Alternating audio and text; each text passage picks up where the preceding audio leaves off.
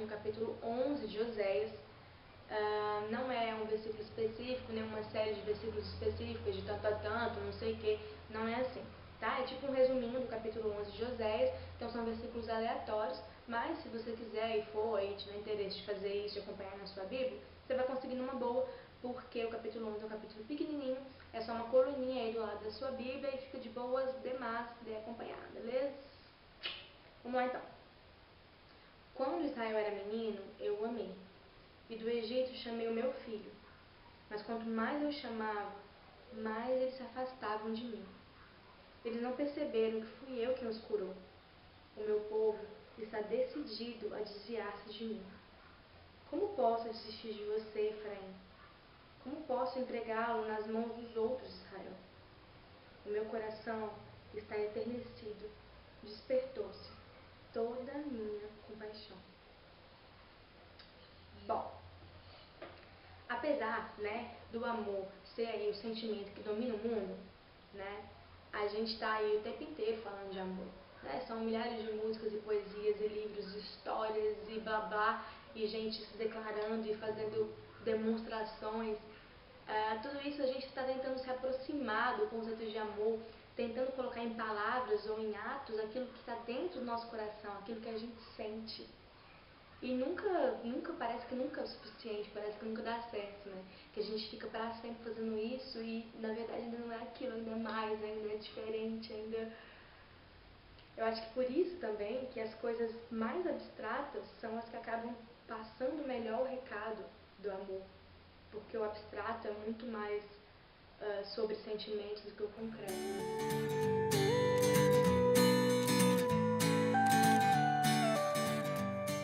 Então, como eu estou dizendo, por saber aí que se eu mesmo ficasse aqui para sempre falando disso, a gente nunca ia chegar a conclusão nenhuma, ia ser insatisfeito, incompleto, insuficiente a minha definição de amor, eu vou igual escolher uma que eu acho que é direta e reta, mais clara e precisa, e que expressa perfeitamente bem isso, esse sentimento. O que é o amor?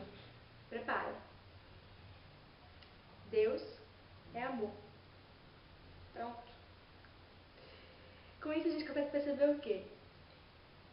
Que todas as vezes que alguém no mundo ama outra pessoa, todas as vezes que a gente ama de verdade alguém, na verdade isso, essa ação, essa atitude, na verdade é Deus se manifestando através de nós. Porque Ele é amor. Eu posso até falar uma besteira agora, mas eu ouso dizer que isso, o amor, é a maior porção que Deus deixou dele próprio pra gente. E que, sabe, quando fala assim, que o homem foi feito à imagem e semelhança de Deus, eu acho que a semelhança da gente com Deus consiste nisso, em amar. E que cada vez, todas as vezes que a gente ama alguém, a gente cresce em semelhança, a gente se aproxima mais daquilo que Deus é. Mas e aí, tá? O que tudo isso tem para dizer para mim sobre a natureza do amor, que foi onde você começou esse negócio todo, Bom, então vamos lá. Se Deus é amor, então o amor é Deus, e aí então a gente pode concluir que tudo aquilo que Deus for, o amor também é. Ou deveria ser,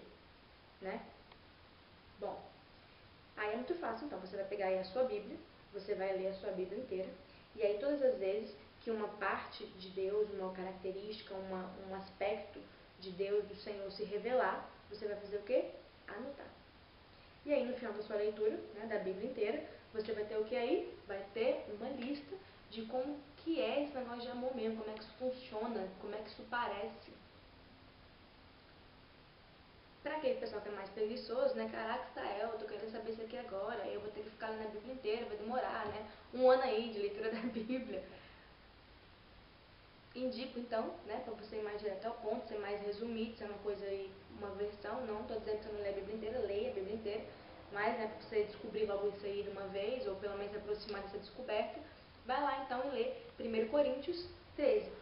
É uma carta de Paulo, que ele escreveu para a igreja de Corinto, e nessa carta ele fala sobre o amor.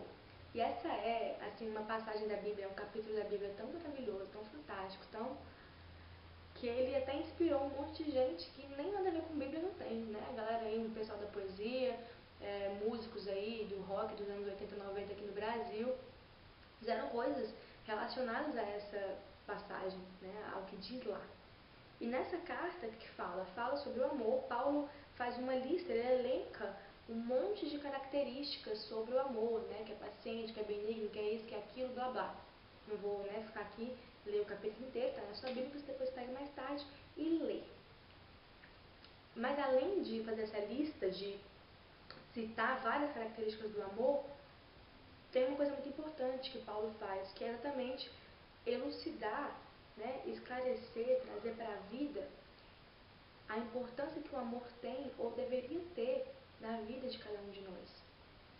Então ele fala lá, ainda que eu falasse a língua dos homens ou dos anjos, ainda que eu vendesse os meus bens, desse meus bens todos para os pobres, ainda que eu reluzisse como ouro ou soasse como sino, ainda que eu desse meu próprio corpo para ser queimado, se eu não tivesse amor, nada disso valeria, nada disso aproveitaria, nada disso teria sentido. É muito bonito tudo isso, né? Realmente é tudo muito bonito. Mas seria vazio, é vazio, se você estiver fazendo isso sem amor. Uma vez, eu vi uma pregação que oferecia, né, que o cara falou um resumo. Ele disse assim, que a gente pode resumir os ensinamentos da Bíblia em 2 mandamentos básicos. Primeiro, amarás o teu Deus sobre todas as coisas. Segundo, amarás o teu próximo como a ti mesmo. Então a gente pode perceber que é tudo aí o que? Sobre amor, né? Tudo sobre amor. Você ama a Deus, você ama você mesmo, e aí você ama o seu próximo do mesmo jeito que você se ama. Amor 3 vezes. Mas aí, né, se você leu aí 1 Coríntios 13, tá me ouvindo aqui falar, mas isso ainda tá confuso para você, esse negócio de o que é amor mesmo, a natureza dele, se você ainda não conseguiu perceber a intensidade que ele precisa ter, então, colega, é aí que você vai ter que fazer o quê? Vai para Oséias. Vai lá em Oséias e lê Oséias. Resumindo, né, para você. Era uma vez um profeta, Oséias, homem íntegro, bom, dedicado ao Senhor, top 5. E aí o Senhor virou para ele e falou assim, Oséias, colega, tem uma bênção para você. Tu vai casar. Oh, aleluia, né? Pensou Oséias. Que beleza. Me dei bem. Mas tu vai casar com Gomer. Quem era Gomer no jogo do bicho? Gomer era uma prostituta. Era uma prostituta. E aí Oséias, né, confiado no Senhor, né, devotado, ele foi lá e fez o quê? Casou com Gomer. Deus não disse que era uma bênção? Casou. Estava feliz vivendo com Gomer, né, apaixonado.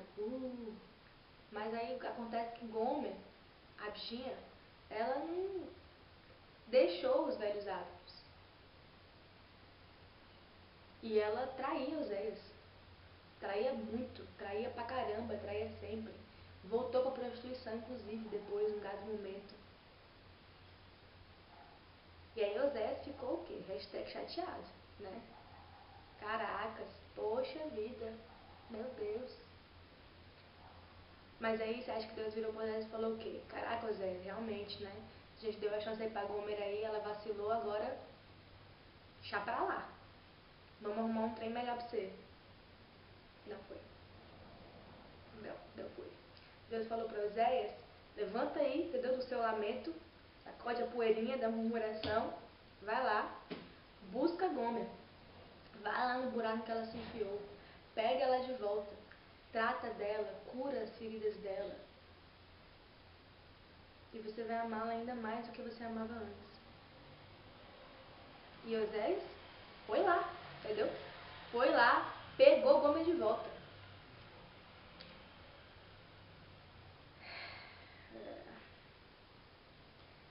A gente já pode perceber, né, por esse breve resumo, que o livro de Oséias é um livro pequenininho, 14 capítulos ali, profeta menor, né, você vai ler aí numa sentada, 30 minutos, se tu te dedicar a isso, mas a mensagem é pesada e poderosa.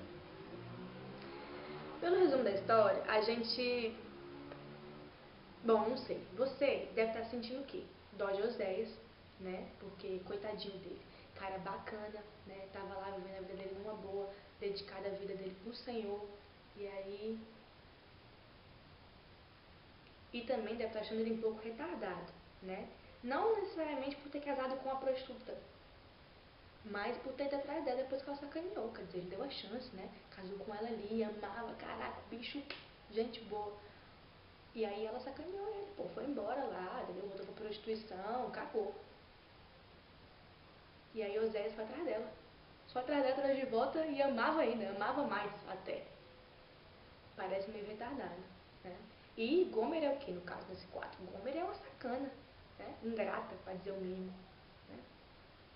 E de repente, tu tá até um pouco revoltado aí com Deus, porque quer dizer, pô, o servo fiel dele ali, e era isso que ia acontecer com ele. Afinal de contas, Oséias, né, na Bíblia não fala que Oséias era bonito, né, não fala. Mas, mesmo se ele fosse feio, né, o cara era massa, o cara era gente boa, o cara ali, né, parece que romântico, né, dedicado, carinhoso, cuidadoso. E principalmente ali o cara devotado pro Senhor, ali o cara massa. Se fosse hoje em dia, o jeito que a coisa tá complicada, né, Oséias podia fazer o quê? Oséias podia escolher no monte, né? Ele podia encontrar, com certeza, uma outra mulher, 7 vezes aí mais íntegra e mais divertida até do que Gomer.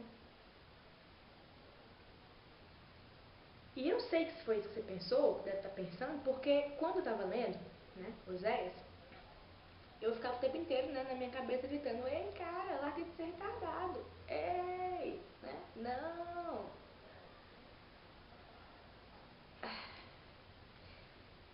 Isso acontece, né, esse resuminho da história de Oséias se dá ali mais nos primeiros capítulos, né. Depois, né, nos outros 12, 13 capítulos do livro, acontece uma coisa mágica, que é quando Deus revela que a história de Oséias e Gomer é, na verdade, uma metáfora. E foi quando essa metáfora apareceu que eu, né, que estava lá murmurando, tomei na cara. Pesado e com força, tá?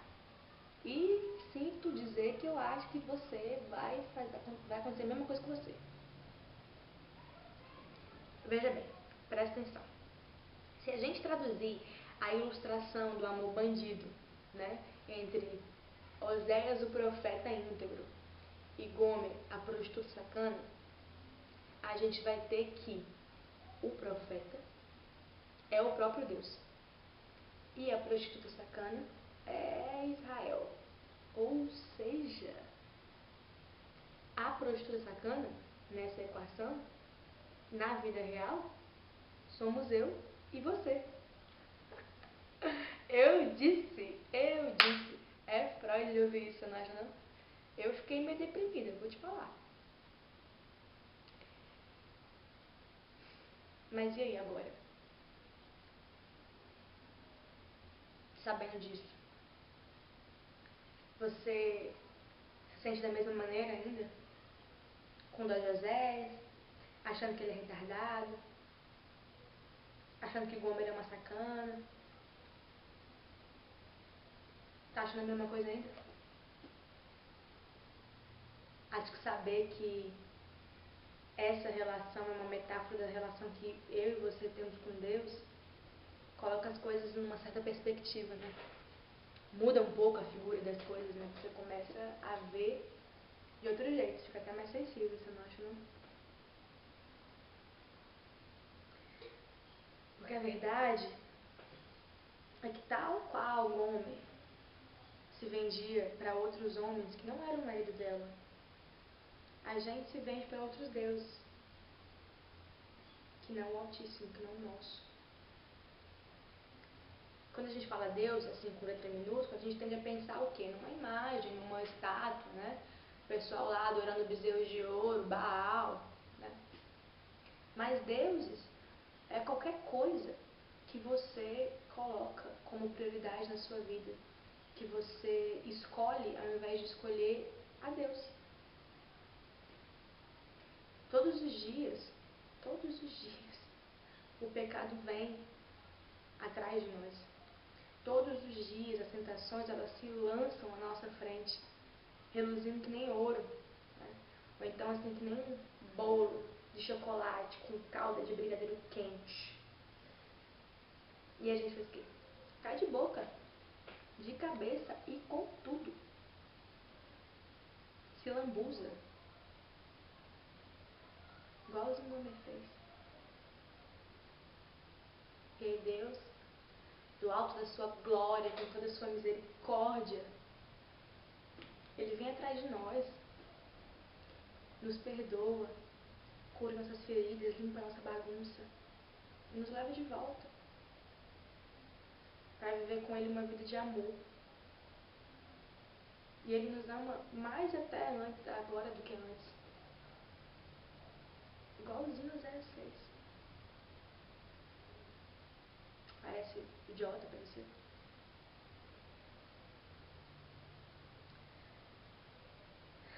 Tem uma música ou uma poesia, não sei direito, que faz tempo que eu vi, mas que eu gosto muito, que fala assim, todas as cartas de amor são ridículas, e elas não seriam cartas de amor se não fossem ridículas. O que é outro jeito de dizer que o amor é meio ridículo, e não seria amor se não fosse meio ridículo. Pensa bem, você vai fazer agora aí uma reflexão. Pensa sobre todas as pessoas que você conhece. E se demora mais naquelas que você ama ou que você já amou. E aí me responde. Quantos defeitos elas têm? Quantas coisas realmente irritantes elas já fizeram?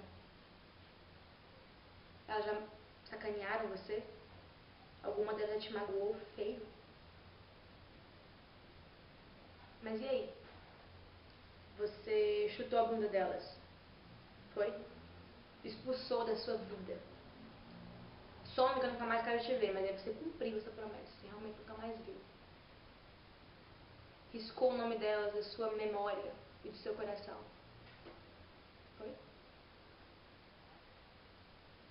Eu tenho certeza que a resposta para essas perguntas todas é não. Porque se tu tivesse feito isso, tu estava sozinho agora. Mas sabe por que foi que você não fez isso? Que você não mandou todo mundo pro espaço? Pelos defeitos que tem, pelas cagadas que fez. Ah, porque eu não queria ficar sozinho, Estela. Então, velho. Mas você fez isso porque você as amava. E ama ainda. Não é brincadeira, sabe? Quando alguém, assim, no furor da paixão, né? Aquele momento bonito que ele fala assim, ai, amor, eu amo até os seus defeitos. Eu te amo mesmo com seus defeitos. Sou apaixonado e bobo e até ingênuo, né? Mas é real. É real mesmo. Porque é exatamente o que Deus faz com a gente. Ele nos ama, mesmo com os nossos defeitos. Mesmo com as nossas cagadas. Ele nos amou quando a gente ainda odiava. Sabe a galera gritando para pregar Jesus na cruz? Ele morreu por aquelas pessoas, por amor àquelas pessoas. E o que me impressiona mais não é ter morrido por aquelas pessoas. Pelo menos elas estavam lá, elas eram de verdade, elas eram, né, dava para ele encostar nelas assim. Me choca que ele tenha morrido por mim, por exemplo. E quando ele morreu, quer dizer, eu estava longe de assistir. Longe de pensar, longe de ser cogitada. Mas ele estava ligado que eu estava aparecendo em qualquer momento, e ele morreu por mim, porque ele me amava já. Já, eu nem existia, eu nem era uma coisa, e ele me amava. Eu era, sei lá, menos do que uma ideia. E ele me amava já tanto que ele morreu por mim. Isso é chocante, realmente.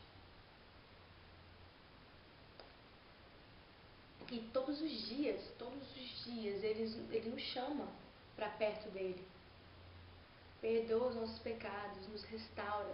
Né? E o mais bonito do amor de Deus é que, uma vez que você aceita viver com isso na sua vida, ele te preenche de tal forma que o pecado e as tentações, elas perdem força contra você.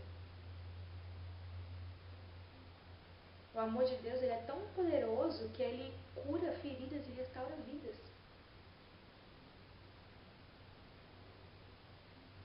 Presta atenção. Presta atenção. Eu não estou aqui fazendo apologia ao pecado, né? Dizendo que você pode fazer o que você quiser, porque Deus perdoa mesmo, né? Não estou falando isso não. Presta atenção. Não significa que você vai sair por aí e viver a sua vida loucamente, e aí você vai correr para debaixo das asas do papai e agir como se nada tivesse acontecido porque ele te perdoou. Tá? Não estou falando isso não. Presta atenção. Até que Jesus Cristo volte, você pode sim pecar e se arrepender e ser perdoado quantas vezes você quiser. Quantas vezes você quiser. Até que ele volte. O grande problema é que a gente não sabe quando é que ele vai voltar. Pode ser agora, pode ser daqui 5 minutos, pode ser daqui 1000 anos. Mas até isso acontecer, você pode fazer isso mesmo, né? Deus, ele está igual o pai esperando pelo filho pródigo, de braços abertos, esperando louco para você voltar. Ele vai te perdoar, te oferecer uma vida de amor, uma vida de riqueza emocional, na casa dele, nos braços dele. Aquele que confessa e deixa alcança salvação. É bíblico. Mas presta atenção no detalhe aí, viu? Aquele que confessa e deixa. Essa parte do e deixa é bem importante. Porque deixar o pecado, deixar aquilo de não fazer mais, caracteriza o verdadeiro arrependimento. Se você fez uma merda, você pede perdão e faz de novo, vazio aí, né? Mas é uma série de pecados, um monte de coisa aí para você se arrepender, todos os dias. Mas, atenção, voltar para os braços do Pai, ser perdoado, não isenta você das consequências daquilo que você fez. A lei da semeadura, feliz ou infelizmente, é bíblica também. Então você não planta banana e colhe abacate.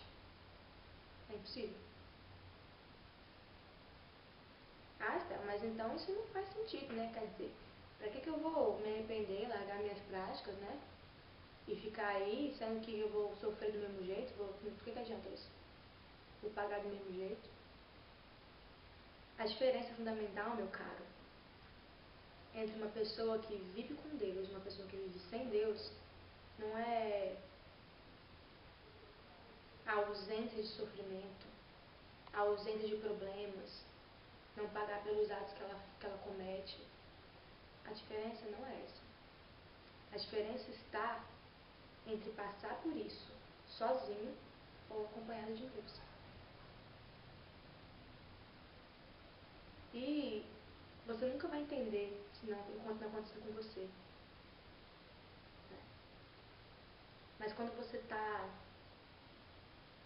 mal, passando por um problema, que você se sente a pessoa mais sozinha do universo, e que tudo é escuro, e que você não enxerga uma luz,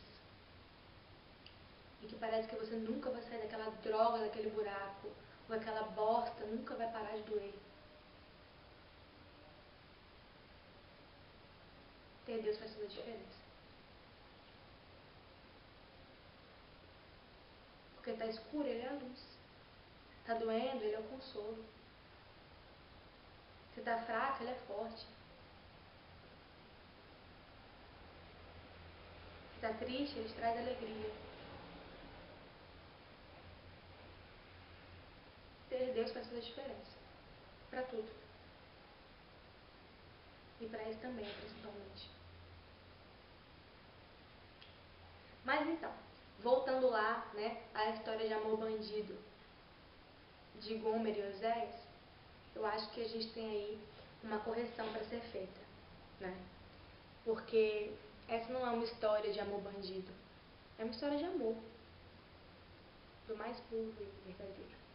A partir de hoje, por favor, todas as vezes que você começar a titubear, pensando se uma pessoa merece ou não merece o seu amor, merece ou não merece sua atenção, o seu carinho, o seu respeito. Lembra que na relação de amor que você tem com Deus, você é Gomer. E mesmo assim, Ele te ama. Se a gente for parar para pensar friamente, ninguém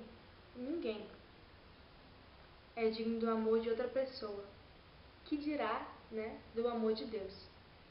Mas mesmo assim, Ele, que é santo, santo, santo, para sempre, ama cada um de nós, podres criaturas que fazem cagadas o tempo inteirinho. Então como é que Ele ama a gente e a gente não vai ser capaz de amar outras pessoas ou a nós mesmos?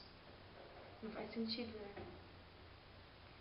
E, se mesmo assim, se você entendeu, mas se você ainda continua incomodado aí, né, achando que, sei lá, esse negócio de ficar amando quem tem problema, amar quem faz besteira, perdoar quem te sacaneia, se você acha que tudo isso, sei lá, que tudo isso ainda parece meio ridículo pra você, que você não quer fazer papel de besta, eu vou te ajudar, tá? Porque eu quero que você viva isso na sua vida. Olha só. Tem um filme de criança, né, um desenho, que chama Os Incríveis.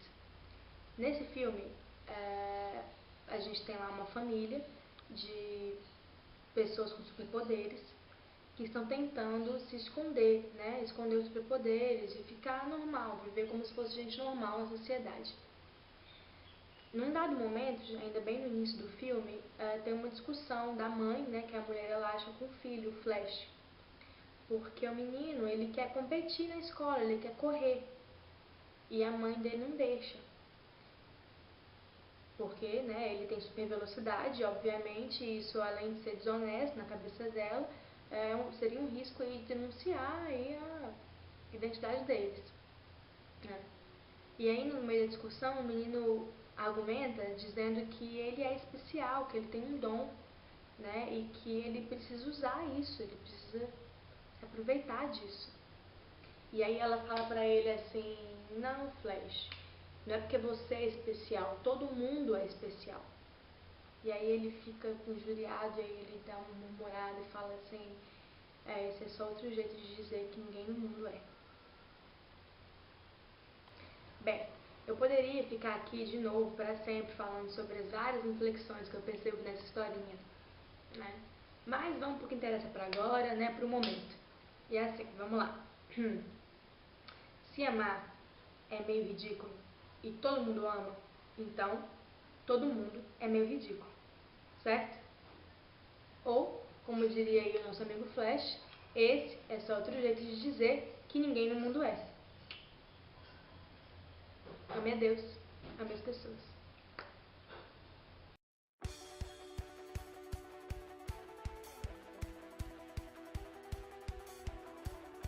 Para começar hoje aqui, eu vou ler aqui um pedaço, né, em Oséias, blá blá blá. Mas ele é vazio. É vazio, sem amor. Uma vez eu ouvi, putz, Abner, eu não posso assistir de você, Efraim.